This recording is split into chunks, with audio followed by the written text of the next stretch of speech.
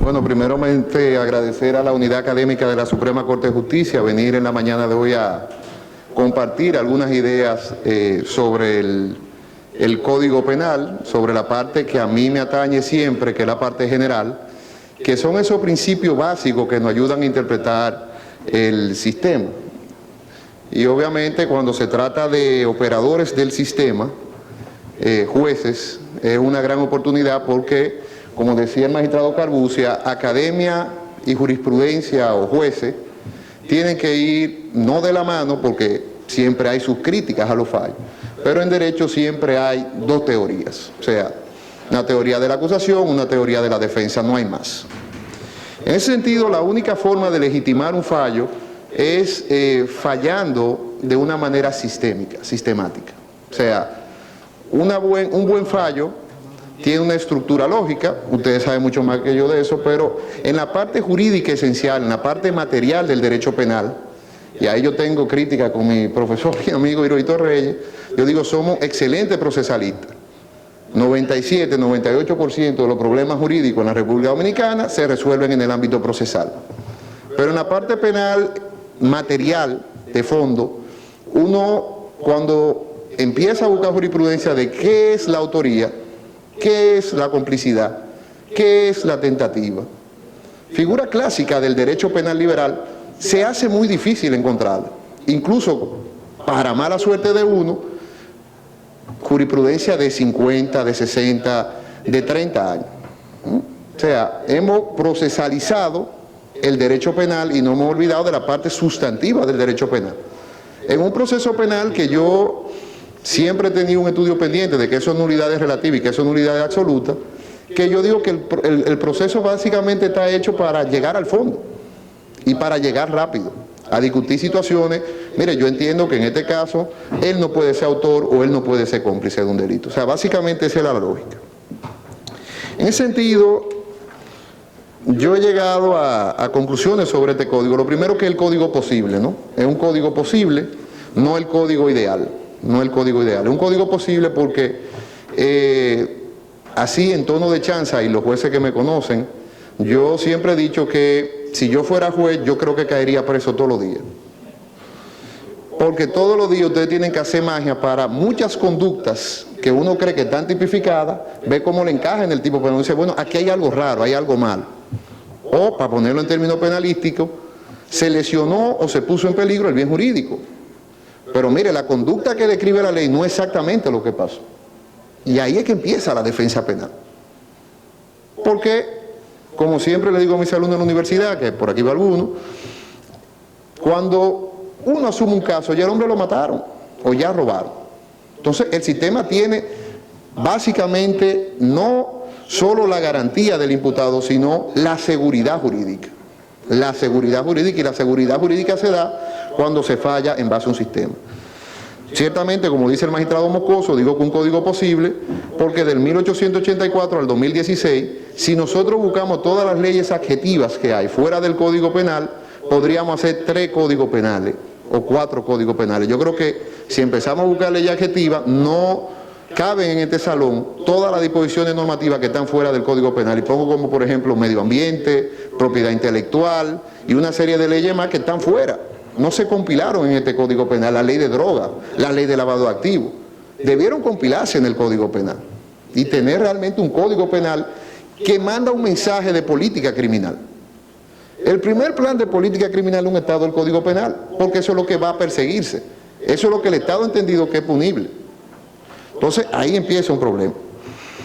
Hay un cambio de modelo importante en el Código, y yo he definido esto como el Código de la Transición. Yo cumplí 40 años la semana pasada, es de la transición. Yo creo que cuando tenga 70 años lo van a cambiar, porque aquí cambia la ley cada cierto tiempo, pero es un código que cambia el modelo, porque pasamos de una visión francesa de ver el delito predogmática a una visión estructural con instrumentos muy finos de derecho penal que dan seguridad jurídica, que legitiman fallos, donde yo sí le puedo explicar al ciudadano, mire, usted lo hemos condenado por esto, por esto, por esto. Si ustedes ven la parte general actual del Código Penal, que son los primeros 64 artículos, se van a dar cuenta de que hay conceptos muy bien trabajados, pero te dicen, bueno, Yo he escuchado algo que se llama autoría mediata o coautoría o cooperador necesario o error vencible, error invencible o error de tipo. ¿Dónde está eso en el Código Penal? Y ahí se da una discusión interesantísima en la dogmática, donde hay algunos que decimos, mire, esto es un sistema de interpretación con lo cual, con lo que tenemos positivizado, tenemos la posibilidad perfecta de llegar a conclusiones jurídicas ciertas y seguras. Cierta y segura, porque el juez tiene que respetar garantías, como el fiscal, como todo el mundo, pero el juez lo que tiene que hacer un fallo al final de cuentas y tiene que legitimar su decisión. Es decir, bueno, yo fallé por este artículo, la estructura del tipo penal es este, y bueno, la conclusión da es que la conducta que yo le imputé se subsume en el tipo penal que le estaban imputando. Punto. Claro, pero eso conlleva mucho más, que es el tema de la seguridad jurídica, el tema jurisprudencial, la unidad jurisprudencial. Que de la crítica que yo le tengo al Código Procesal Penal es que los jueces de corte, de una forma u otra, esa mini casación o esa mini situación, son también sentencias. Y muchas veces los que litigamos, que vamos a San Pedro, que vamos a Dajabón, o que vamos a qué sé yo, que dice, bueno, pero ¿cómo se falla aquí? ¿Cómo se da la cosa? Claro, y el tema básico es el tema del criterio de la unidad jurisprudencial, que tiene un fundamento básico. La casación no es un recurso extraordinario porque sí, sino porque unifica los conceptos y me da seguridad jurídica de cuando yo voy al sistema, en situaciones similares, la coautoría no tuvo 3 interpretaciones, tuvo una. ¿Cuál? El criterio del fallo jurisprudencial, que no ata todo. Así la cosa, viendo estas generalidades del nuevo Código Penal, entonces entremos en materia. Como yo siempre digo, ¿cómo me como esto? ¿Cómo lo digiero? O sea, básicamente la primera parte de todo Código Penal son los principios.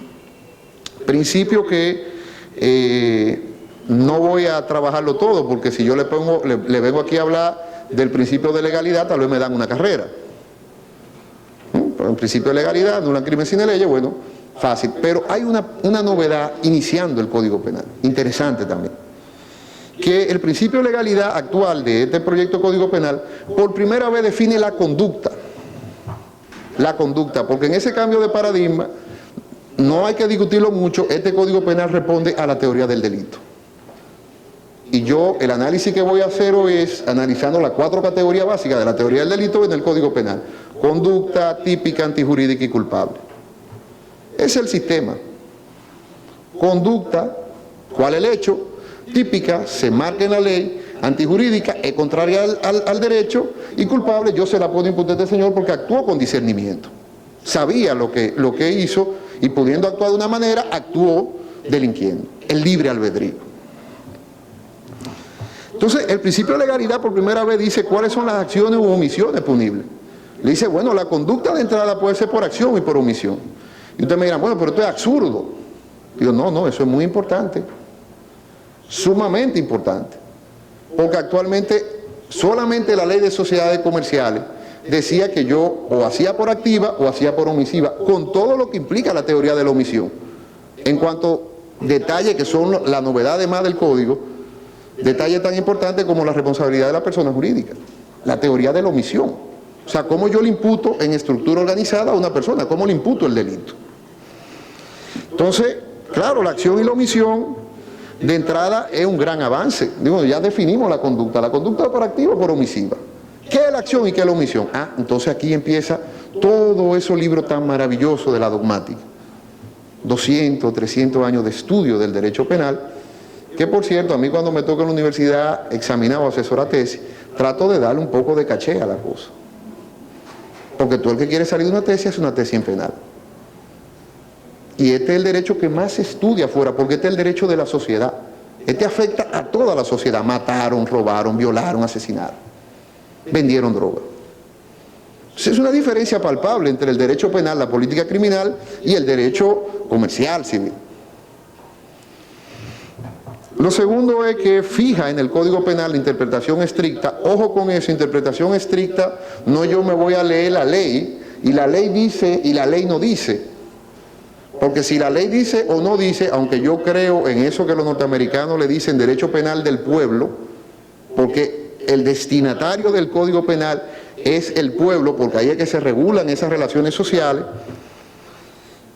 la interpretación estricta, hay interpretación teleológica, hay interpretación fusionalista, y sigue siendo estricta, porque me baso en lo positivo en la ley, pero digo, bueno, teleológicamente la finalidad del tipo penal, como lo vamos a ver ahorita, es proteger tal bien jurídico.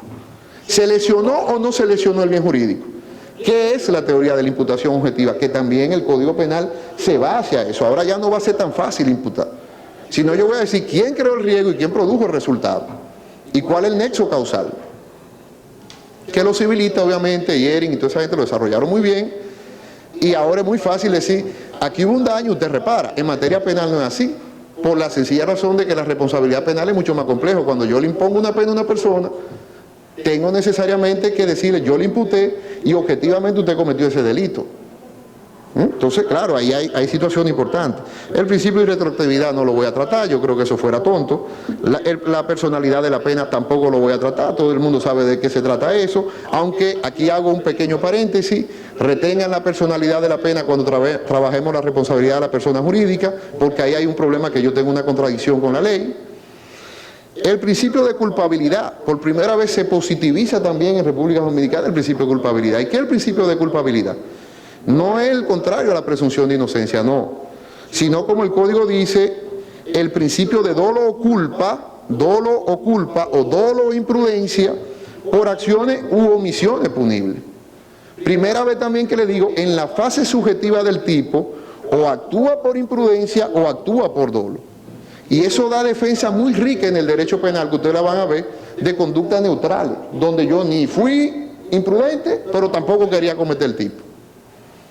Y también fija unos criterios que no lo voy a analizar en la mañana porque el tiempo no me va a dar, y sería objeto de otras conferencias, sobre los errores, esos errores que nos decían en la universidad, error de hecho, error de derecho, que era la clásica nomenclatura francesa y que todavía en el Convenio de Roma, si ustedes lo analizan, con esa diplomacia agresiva francesa, quedaron ahí, que ahora pasan a ser errores de prohibiciones o errores de tipo, vencible o invencible. El principio de territorialidad de la ley penal, eso tampoco creo que merezca mucha explicación, pero sí viene uno que es el principio básico de interpretación y rector del Código Penal, que es el que tiene que meterse un juez en la cabeza, un abogado y un fiscal al momento de debatir un problema jurídico, que es el principio de lesividad penal, consagrado en el artículo 3, numeral 7 de ese Código Penal, que lamentablemente todos ustedes no tienen un Código Penal a mano, tal vez con eso hubiéramos aprovechado la conferencia y fuera mucho más rico porque fuéramos subrayando esas anotaciones. ¿Lo tienen? ¿Todo el mundo? No todo el mundo. Los magistrados de la Suprema son privilegiados siempre, ¿eh? Tienen su Código Penal propio. A la salida. Pero el artículo 3, numeral 7, es muy claro sobre el principio de lesividad. Y eso es importante porque nosotros hemos adoptado una teoría interesante, criticable en doctrina, criticable en dogmática, y que actualmente tampoco es tan así. Porque se habla de una desaparición de la teoría del bien jurídico. Porque el derecho penal es un derecho tenso, es un derecho de interpretación, es un derecho de debate. Es un derecho de debate. Pero de debate jurídico con altura, no con ese debate. Usted cometió el delito, mire, usted lo mató. Bueno, ya lo sabemos, cuando llegó al tribunal, alguien tuvo que morir, porque si no, no estuviéramos aquí. No, ¿cómo hacemos mecanismos de interpretación? Entonces, para un poco. Llegó el presidente de la Suprema, hay que pararse un poco, váyase, ¿no?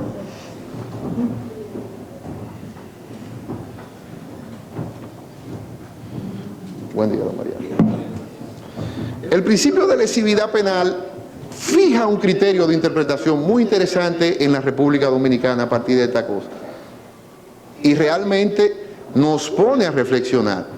Nos pone a que analicemos el sistema de conducta típica, antijurídica y culpable, básicamente en la antijuridicidad, en esa contrariedad del hecho con el derecho. ¿Qué dice el artículo 3, numeral 7? Lo siguiente, se considera que es contrario a derecho la lesión o puesta en riesgo de bienes jurídicos. Entonces, hemos asumido la teoría del bien jurídico, que cuando ustedes analizan el Código Penal, lamentablemente cada sección no establece claramente cuál es el bien jurídico. Y ustedes me preguntarán, ¿por qué es eso? Y yo se lo voy a definir en una cosa, porque hemos ligado el Código Penal francés del año 94 con la parte general del Código Penal español de la última reforma, creo que en cuanto a la parte general, del año 1998. y en el derecho continental europeo hay tres visiones del derecho en la parte general muy diferenciada. Una, la del common law, que son los ingleses, que tienen su forma muy particular de analizar la parte general del derecho penal, los principios de interpretación de cada artículo del Código Penal. La otra, la francesa, que es la clásica que nosotros tenemos, con una cultura jurídica muy rica. Y la otra, que se ha impuesto sobremanera, que es la dogmática alemana. Se ha impuesto sobremanera, sin lugar a duda. Sin lugar a duda. O sea, Latinoamérica entera sigue la dogmática jurídico-penal alemana. Y en Europa se han impuesto también en todos lados, hasta en Japón. Entonces, hay tres visiones de ver el derecho penal en la parte general, imponiéndose obviamente la dogmática. Pero sí tengo que decir de que, lamentablemente, en cuanto a la teoría del bien jurídico, es una teoría muy criticable. Hay gente que dice, no, lo que protege el derecho penal es la vigencia de la norma, Jacobs. Lo que dice la norma es lo que protege el derecho penal. Olvídese del bien jurídico, que el bien jurídico es parte de la norma también. Entonces, ahí hay un tema importante a debate. Empecemos entonces con la conducta. Avance del Código Penal en cuanto a la conducta. Conducta típica, antijurídica y culpable. Esa nueva visión, no nueva, 1884, von Lis, básicamente en Alemania, empieza con el programa de Marburgo esa teoría. Un libro muy pequeño, muy interesante, donde fue su cátedra inaugural de profesor de Derecho Penal, padre del Derecho Penal moderno, y él dijo que son esta nueva categoría. Estas son las categorías, así como nosotros tenemos el elemento material, el elemento moral, los alemanes decían, no, conducta, la conducta en sí, típica la descripción de esa conducta en el marco de la ley, antijurídica, la contrariedad del hecho con el derecho, y culpable, la persona actuó con libre discernimiento. En primer lugar, en cuanto a la conducta, vuelvo y repito, lo más rico que tiene el Código Penal, y ustedes me dirán, es tonto, pero no es tan tonto, y ustedes lo van a ver ahorita, es que dice que es por acción o por omisión. Y hacía falta ya que lo dijera. Porque eso quiere decir que cada artículo del Código Penal se puede cometer por omisión. No. Pero que tenemos la teoría de la omisión, sí. E inmediatamente el artículo 3.5 trabaja la comisión por omisión. Yo puedo matar por acción, pero puedo matar por omisión. Yo sé que a tal hora va a caerme el techo encima, me quito, ¿no verdad? O me quedo, pero sé que viene mi amigo Antonio Sánchez y no le digo nada. Y dejo a Antonio, tal vez porque me dio un fallo en contra, que le caiga el techo encima. Entonces, claro, ahí estoy por omisión, comisión por omisión. Pero ¿qué dice el Código Penal? Ahí el Código Penal dice, y no dice la regla, solamente cogió la comisión por omisión para los delitos de resultado. No lo cogió en todos los delitos. Dice en los delitos de resultado. ¿Cuáles son los delitos de resultado? Aquellos que tienen una división espacio-temporal entre la conducta, el matar, y la producción del resultado, la muerte. El tipo penal en ese tipo de delito exige, tiene que producirse el resultado. Estoy poniendo el más sencillo, hay algunos que son más complicados. Por ejemplo, el tema de la lesión patrimonial, los delitos de estafa y cosas de eso. Tengo que producir el resultado de la estafa, de causar eso que nosotros decimos a diario, el perjuicio. Y eso lleva también la teoría de la imputación objetiva impregnada, donde vamos a empezar a trabajar en los fallos, quién creó el riesgo, quién produjo el resultado, cómo la defensa mejoró, y diferentes categorías, que el tiempo no me da tampoco para eso, obviamente. ¿Qué dice el Código en el artículo 3, numeral 5? Dice, habrá comisión por omisión si no se impide un resultado típico que se tiene el deber jurídico de evitar. Bueno, si te está diciendo el Código, el resultado típico, te está diciendo, bueno, ese tipo penal tiene que exigir un resultado. X. Primera situación. Crítica que le tengo. Si se va a la teoría del deber jurídico, hay diferentes deberes. Tal vez el que más trabajó el tema es Jacobs. Tal vez que lo más trabajado es Jacobs, no hay duda. Y Jacobs dice, uno podría hacer una interpretación posible, el de la responsabilidad institucional. ¿Qué es la responsabilidad institucional? Los maestros, los profesores, los padres, aquellos que tengan un lazo con la institución. Bueno, pero ustedes me dirán, esto es muy pobre. Y yo les diría, sí, es muy pobre. Entonces, aquí tenemos la Suprema, que va a tener que empezar a fallar en su momento, es decir, ¿cuál es el deber jurídico? Y eso es lo que hace un juez. me da seguridad jurídica, me dice, mire, en este caso eso no es omisión, en este caso es de resultado, en este caso es un deber jurídico que tenía que evitar. Porque usted estaba en una palabra clave del derecho penal de los últimos 20 años, la posición de garante. La posición de garante ¿de qué? De protección de bienes jurídicos. Y ahí todos somos garantes. Todos tenemos que proteger la vida, todos tenemos que proteger la salud, todos tenemos que proteger un sinnúmero de cosas. Este código es tan rico también en eso de que no solamente se conforma con la conducta, porque el sistema de la teoría del delito es como un baile de bolero muy bueno, un pasito para adelante, un pasito para atrás. Yo tengo que decir, aquí hubo una acción o hubo una omisión, pero también tengo que darle a la gente la oportunidad de que en determinado caso hay ausencia de conducta y por ende no hay delito. El Código Penal, en el artículo 16, da dos casos que son propios de la conducta y sistemáticamente ubica uno mal de la culpabilidad. De la culpabilidad, que es el discernimiento, la circunstancia que ocurre en esa persona que lo lleva a cometer un delito. Dice el artículo 16, excepción de imputación por fuerza, acto reflejo y constreñimiento. Fuerza es cuando una gente tiene un cuchillo, yo lo empujo y mata a una persona. Obviamente en esos casos hay ausencia de conducta, él no fue que lo mató, sino yo lo empujé o le llevé la mano para que clavara el cuchillo. Entonces, a la vez ausencia de conducta, ¿qué no hay? Delito. Delito. El otro, acto reflejo, y ahí hay muchísimos ejemplos muy ricos de la doctrina española, de gente que se le da una trompada en los testículos y por vía de consecuencia tira un codo, me imagino un hombre de mi tamaño, fuerte, y de nuca al que está atrás, ¡pum! Obviamente en ese caso hay ausencia de conducta porque él no hizo ese movimiento, fue el reflejo de lo que hizo el otro. Entonces, eso es seguridad jurídica, porque yo sé cuando hay conducta, acción o omisión, pero también sé cuando no hay conducta.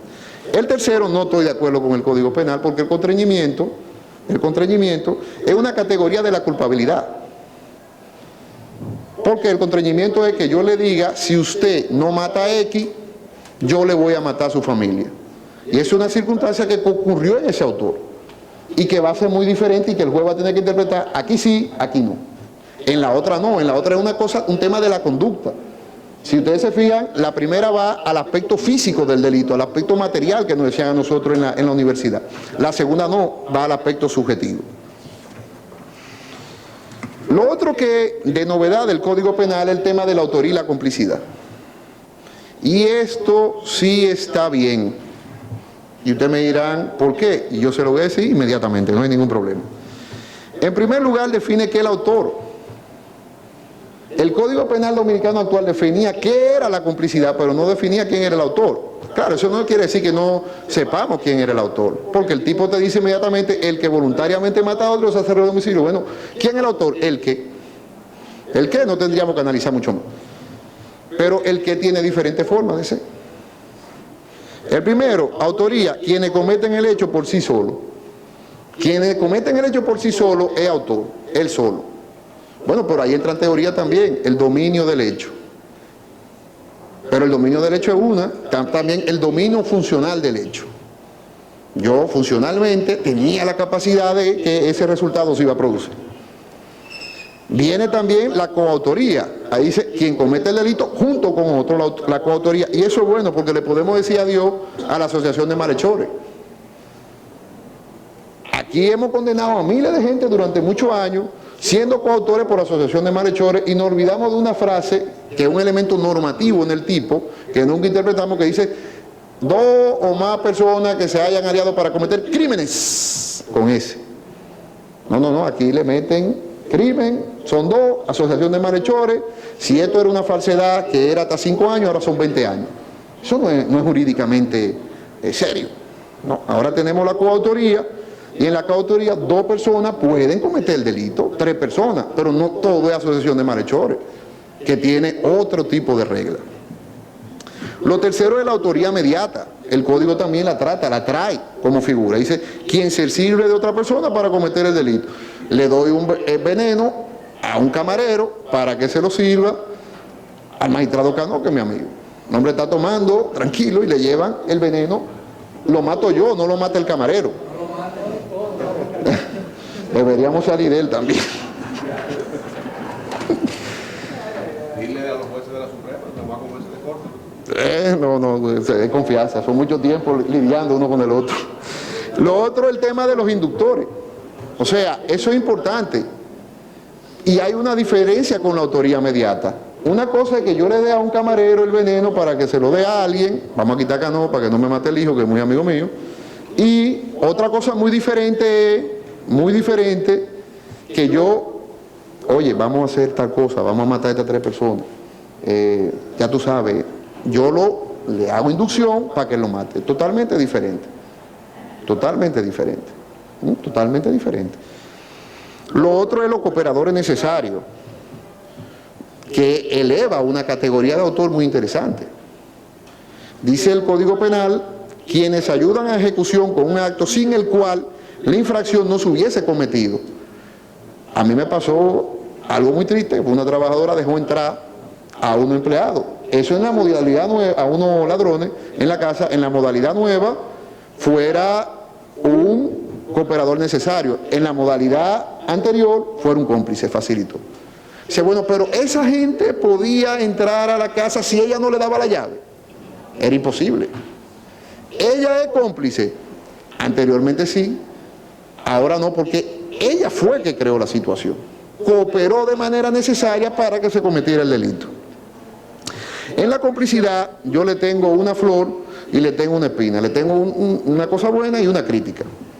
Dice la complicidad, el artículo 5, participación accesoria de manera activa u omisiva, anteriores o simultáneas a la ejecución del delito.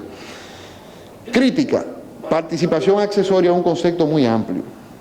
Y eso da, eso que yo le estaba diciendo anteriormente, de esa crítica que se le tiene al bien jurídico, que el bien jurídico no en todas las situaciones me va a dar para yo poder hacer un análisis racional de lo que pasó.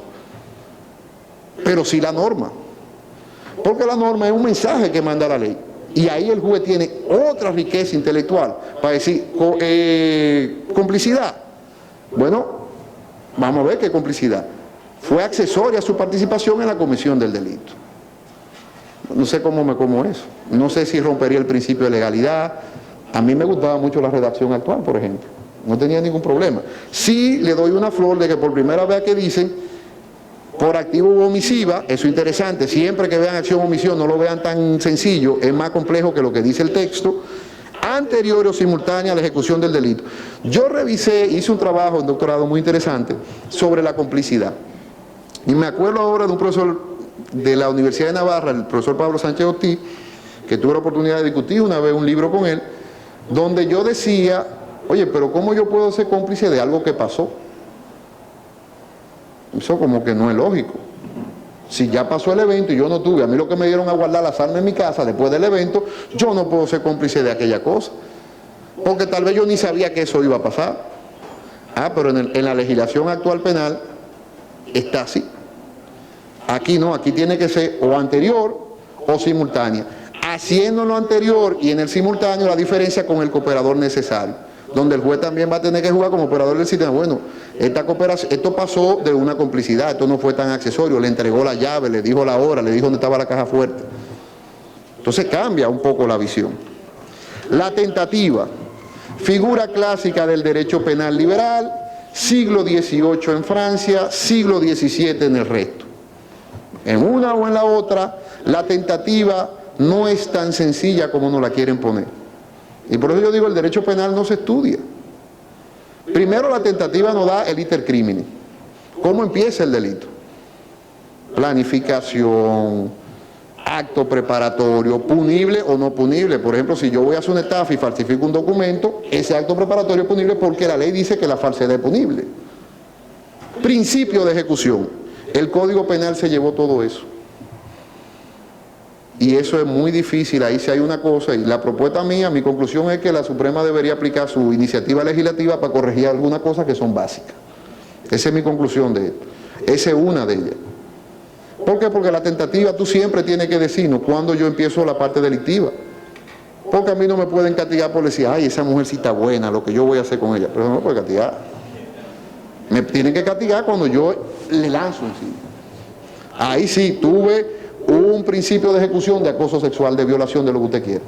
Pero si la ley no me dice cuándo el principio de ejecución, es un problema. Y cito el artículo 14, que es el que regula la tentativa. Eso es un problema grave, muy grave, que habrá que regularlo. La jurisprudencia podría tener un juego, pero eso también es muy peligroso, porque el juez también se podría inventar cuándo el principio de ejecución. Entonces, eso no es tan fácil como me lo quieren poner los amigos que redactaron esto. Artículo 14. Tentativa. La tentativa de las infracciones que sean graves serán sancionadas como el hecho o omisión punible consumada. Muy bien. Excelente. Bueno. Párrafo. La tentativa de las infracciones que sean menos graves será punible si así lo dispone un texto de ley. Esa es la clasificación nueva. Ahora estamos en infracciones graves, infracciones menos graves. Eso es un error del código. La infracción es un concepto básico de la teoría del derecho. La infracción es contrariedad al derecho en el administrativo y en el penal. No sé por qué ya no pusieron la palabra directamente delito. Hasta me gustaba mucho más crímenes. Pero son cosas que podrían ser semánticas. Pero cuando la tentativa no te dice, y pueden leerse el artículo 2 y 3 del Código Penal actual, que fueron de la grande conquista del derecho penal, el principio de ejecución, podríamos volver otra vez a la Santa Inquisición. Y yo soy católico practicante, con lo cual yo no tengo problema con ese tipo de cosas. Bueno, por su pensamiento impuro, nosotros tenemos que darle 10 latigazos. Usted está condenado. Porque no dice el código cuáles son los actos preparatorios, cuál es el principio de ejecución. Y por eso es que yo entiendo siempre que el derecho penal tiene que estudiarse, y lo fallo mucho más. Entonces, eso fue en cuanto a la tipicidad. Ahí veo tipicidad en la autoría, tipicidad en la tentativa. Entonces, vamos a trabajar la antijuridicidad, la contrariedad del hecho con el derecho. Y básicamente se trata del artículo 3.7 del Código Penal. El artículo 3.7 del Código Penal, 3 numeral 7, de entrada tiene ese principio rector del Código Penal. 3 numeral 7. Las conductas que este código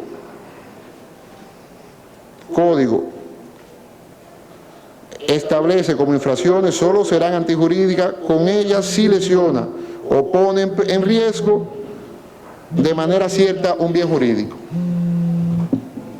Entonces, claro, esa situación es una situación que da un mecanismo de interpretación importante, pero da la cláusula antijuridicidad. Solamente habré de condenar a una persona cuando se puso en riesgo o se lesiona el bien jurídico. Solamente en esos casos, si no hubo puesta en riesgo ni hubo lesión del bien jurídico, entonces no hay condena, porque no es contrario el hecho con el derecho. El Código Penal actual trae el estado de necesidad. Lo trae, otra vez. Lo trae el estado de necesidad, y el estado de necesidad son de las defensas penales más interesantes que hay. Pero en el Código Penal anterior, el que termina ahora en diciembre, no lo tenía expresamente. Y yo vi 2 o 3 jurisprudencias que lo trabajaba. Y bueno, no sé de dónde sacaban. Hay alguien que me dice que estaba en el antiguo artículo 20 y desapareció cuando hicieron el código, y bueno, lo aplicamos porque estaba ahí, pero no está. Legítima defensa también lo trae, que son situaciones importantes, pero tienen un problema técnico jurídico las dos, que no define cuáles son las consecuencias jurídicas. ¿Qué le eximente es responsabilidad penal? ¿O no le eximente? La causa de justificación de una conducta antijurídica. No dice, o sea, habla como la legítima defensa, habla como el estado de necesidad, pero no dice en el fondo qué va a pasar con esa situación. Y tenía que decirlo textual, la consecuencia es no hay imputación. Claro, tendremos que hacer una mezcla entre el 3.5 y ese artículo para decir, bueno, es que no lesionó el bien jurídico porque él quiso. Pero eso está mal. Eso está mal. O sea, vamos a ponerlo textual. Hay consecuencias de esta causa de justificación de la conducta. En cuanto a la culpabilidad, que es la última categoría de la teoría del delito, aunque este código también habla de punibilidad, pero no lo voy a tratar por espacio de tiempo. Obviamente el artículo 15 dice... Profesor, no, 5 o 10 minutos. 5, ya estoy terminando.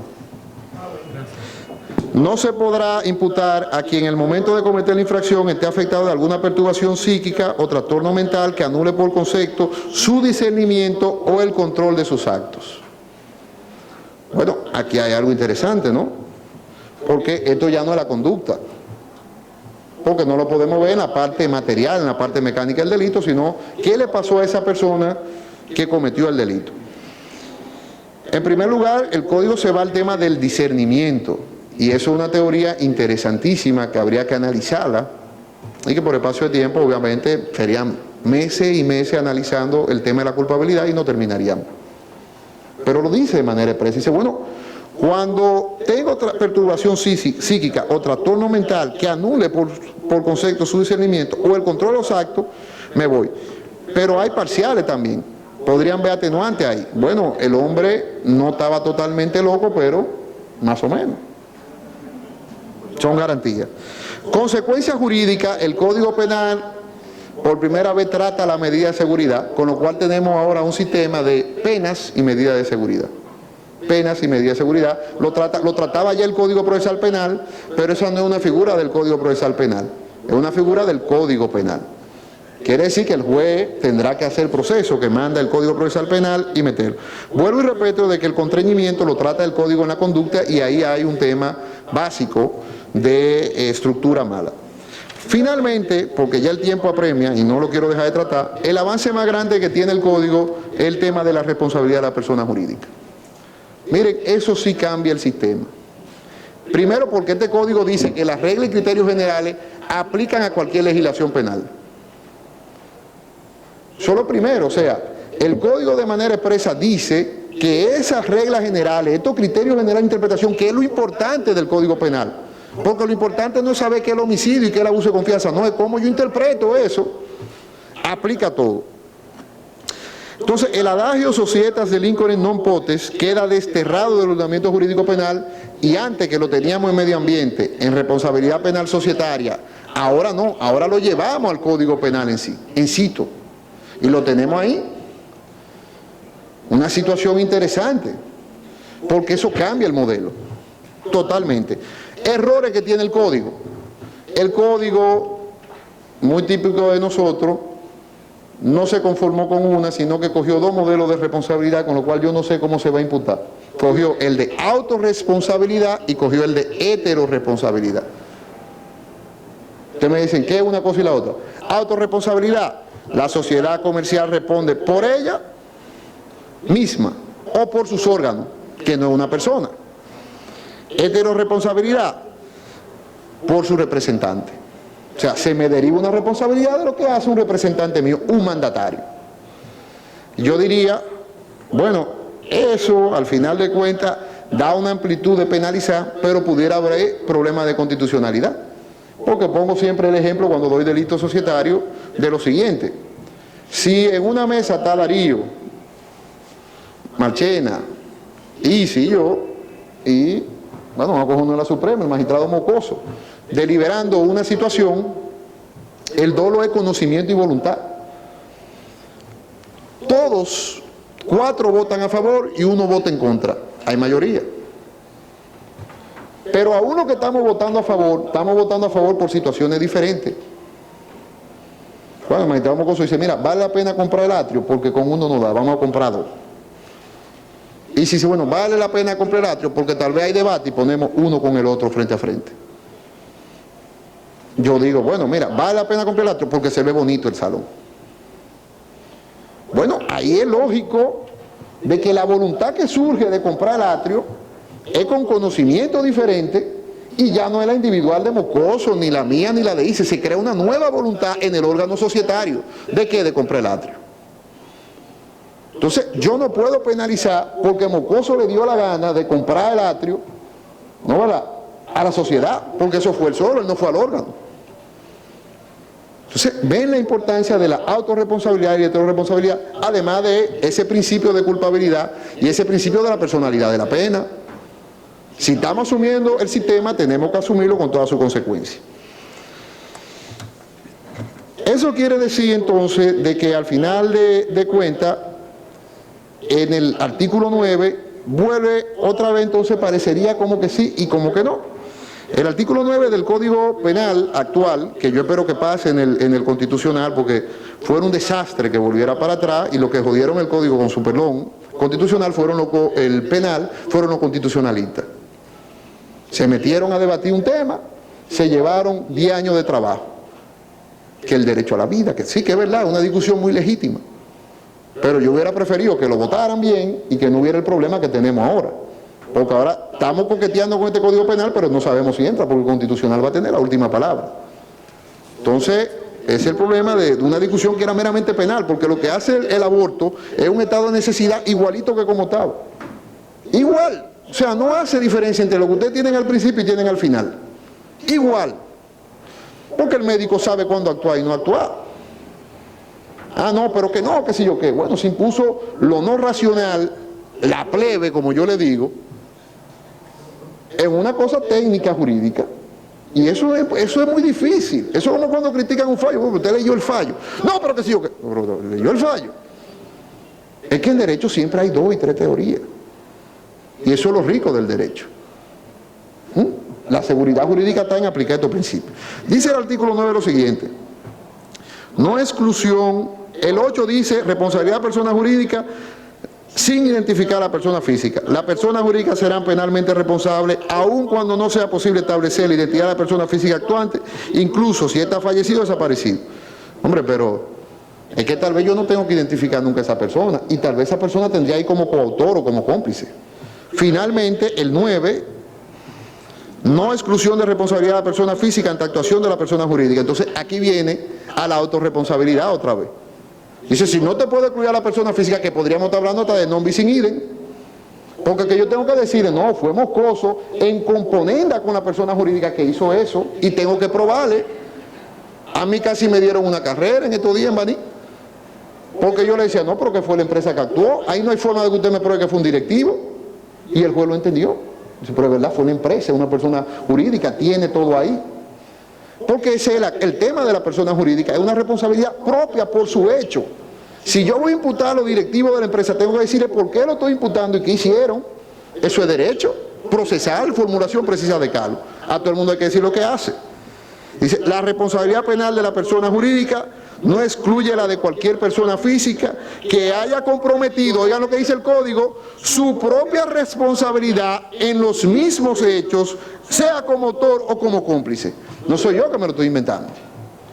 Tengo que imputarle correctamente a todo el mundo. Entonces, esa dicotomía de modelo puede traer problemas de interpretación. ¿Quién va a decidir todo al final? La caja de cristal. La caja de cristal, que yo me alegro que Hirohito esté aquí y que esté el magistrado Moscoso. Conclusiones de esta exposición, que la Suprema empiece a aplicar penal material. Vamos a coger 5 o 10 casos al año para que se fijen los principios y los rectores, que nosotros digamos tentativa, omisión, autoría, complicidad. Conclusión, propuesta legislativa para modificar lo que falta aquí de la Suprema Corte de Justicia, y gracias por su atención.